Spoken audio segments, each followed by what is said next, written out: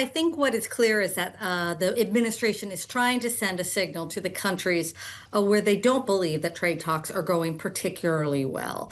Japan, we got some indication last week from Trump, has really gotten us sideways a bit, largely because they, like South Korea, have very large percent of their imports here into the United States are actually in sectoral. They're autos, they're steel. And the administration has been really, really slow to make any concessions in that area. And I think particularly for both those countries, it is very hard to take a deal back to their people that doesn't have some relief on autos and steel. So can they get that done by August 1st?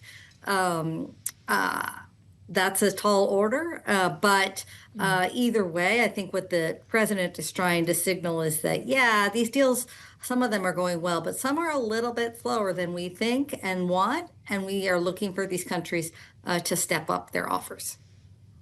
What's the message that we send every time we delay the deadline? Well, certainly the market has gotten a bit accustomed to the president coming in very, very tough on these deals, top line and then extensions. But the reality is, in this case, I expect that tariffs are actually going to go up from here. We have more sectoral tariffs to come in pharmaceuticals and semiconductors.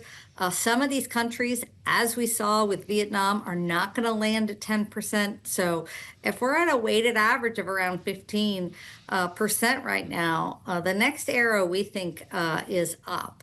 Now, I don't believe that all of these tariffs are going to go into place, and I certainly don't believe Korea or Japan is long for this world at 25%, no matter what happens. But those who think that this is all just a noise, I do think should pay a bit more close attention because, again, I think we're going to have directionally higher tariffs from where we're at right now. Well, and Sarah, to your point, the president has signaled that even that 25% rate could go higher if either of these countries chooses to retaliate. He'll just stack their retaliatory tariff rate on top of the 25%. Do you expect that to be an adequate deterrent? How do you expect Japan and South Korea to respond to this? Well, I think that South Korea and Japan, first of all, they're slightly differently positioned here. South Korea just elected a new government, so they're really just trying to get their arms around all of this. But look, autos, steel, semis, these are really important issues in these countries. It's very, very hard for them to cut a deal that doesn't provide some relief there. And so while I think they are taking it seriously, I think they're a little bit stuck in terms of what they need. And so really with the reciprocal rate is not their biggest, it's not their most significant part of their trade, their exports here to the United States. So I think they're going to also try to hold tough too and get everything they can out of this. Sarah, how much of this is a message to India, knowing that the White House has really talked about these three countries, South Korea, Japan, and India, as the most likely to announce deals? We've been hearing this for weeks. Today we get letters on South Korea and Japan. Is this a message to anyone in particular? I don't think so. I think it's really a message to those two countries that the Trump administration is not satisfied where they are in this negotiating cycle. I think they're actually much closer to India. Now, some of these countries, we talked to lots of them, the leaders and companies, they are a bit frustrated. One of the reasons it's easier for India to get a deal is they have very, very high tariffs on the United States. So it's a little bit easier for India to give. So I actually think it's a good sign for India. But look, as we've always said, these trade deals are really hard.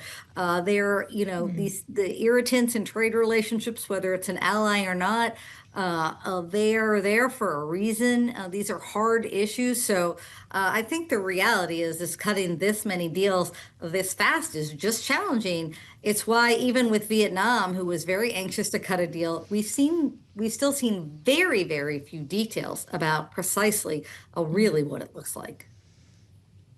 Well, Sarah, this brings me to the president's warning to the BRICS countries that he issued overnight, suggesting that any country aligning themselves with the anti-American policies of BRICS will be charged an additional 10% tariff. We just got the head of one of those countries, President Lula of Brazil, saying BRICS wasn't built to confront anyone as he speaks to reporters at the BRICS summit currently underway in Rio. But do you have a sense of what the president might mean when he says anti-American policies? Yeah, we saw a little bit from the administration early on, where they came out talking about some currency issues on the BRICS. I think they're worried about the trading bloc, generally speaking, and it getting some traction. So this isn't the first time he's come out hard against them. We'll see how lasting this policy is, or exactly what he's trying to drive here. It's not a major component of his trade agenda. I would say, I think a lot of these countries should be, again, focused on what's coming on sectorals, whether it's pharmaceuticals or semiconductors, and, where they land on these deals. I think what we're seeing today is a president who's feeling pretty good about of the world. The markets have been pretty good. He's obviously had an impressive legislative achievement and some foreign policy successes. So I think he's trying to kind of caffeinate this exercise, which has languished a bit. These deals have been hard to get. He's looking to get some progress. When you consider the voices in President Trump's ears right now, based on what you've seen in these letters and the rhetoric over the past couple of days, is he listening to Navarro and Lutnick or Scott Besson? It's always very, very hard to say precisely who. Certainly, Besson was out over the weekend. Lutnick was around. At the end of the day, it's the USTR that really has the technical skills to negotiate this. I think everybody's involved.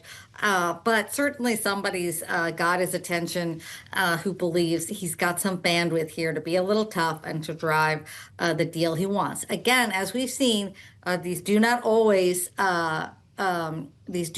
hold. It's a long way between now and August 1st, and so Yeah. I'm not ready to say that everybody's going to get a high reciprocal rate. I think Vietnam did quite well for themselves. I think many Yep. other countries will as well.